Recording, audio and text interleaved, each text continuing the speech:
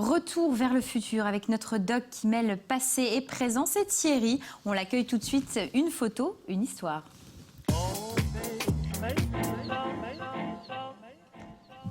Bonsoir à toi Thierry. Bonsoir mesdemoiselles. Comment vas-tu ? Tu te sens bien, entouré de femmes, le seul homme de cette émission. Et ce soir Thierry, tu vas nous en dire un petit peu plus sur la rue des Tanneurs. Exactement. Une rue qui porte bien son nom pour le coup. Oui, puisque l'activité des tanneurs était exercée dans cette rue, puisqu'il faut savoir que la Seille coulait en partie dans la rue des Tanneurs. Si on revient 110 ans en arrière, eh bien, si vous vous situez approximativement au niveau de la place Mazel, eh bien, la Seille avait un décrochement vers la rue Haute-Seille, d'où son nom justement, et se poursuivait jusqu'à la rue des Tanneurs pour reprendre son cours actuel. Et c'est donc en 1904 qu'on va décider, à chaque extrémité, de boucher ce canal.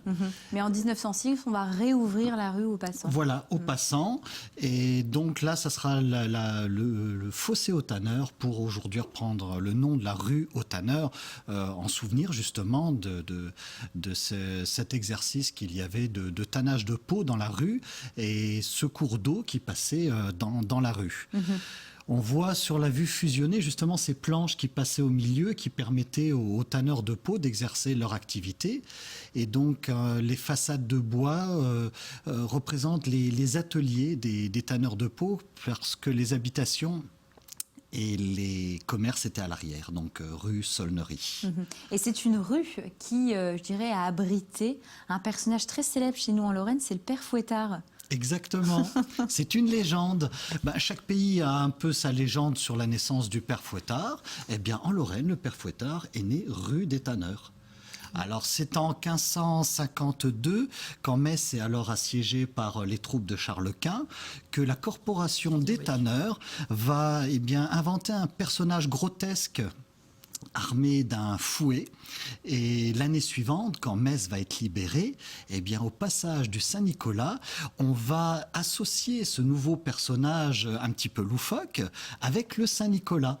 Tout simplement. Donc les tanneurs de peau ont laissé place au père Fouettard, tanneur de fesses. Bravo, le jeu de mots. Merci Thierry qu'on peut retrouver dans son livre Metz, reflet d'époque, pour retrouver toutes ces belles images. Et sinon, tous les 15 jours ici. Tu restes avec nous Thierry, bien sûr, en charmante compagnie. Je savais que tu allais accepter cette proposition. Je te dis à dans 15 jours, comme d'habitude, le doc. Merci Anne pour ce moment de vie. Prochaine rubrique, peut-être sur Mirabel TV. À chaque fois que tu viens, tu me dis, il faut que j'écrive quelque chose sur cette chaîne. Peut-être. Hein? Pourquoi il faut pas? que je vois des choses et puis après, ça se fait tout seul. T'en vois pas mal en préparant l'émission quand même. Merci Anne.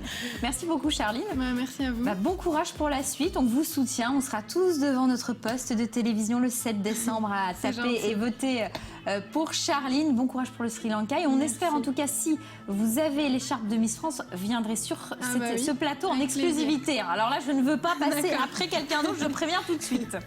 Merci à vous d'avoir assisté à ce grand rendez-vous. Toute l'équipe revient lundi en forme, 18h45. Je vous souhaite un excellent week-end. Prenez soin de vous, reposez-vous. Allez, bye bye.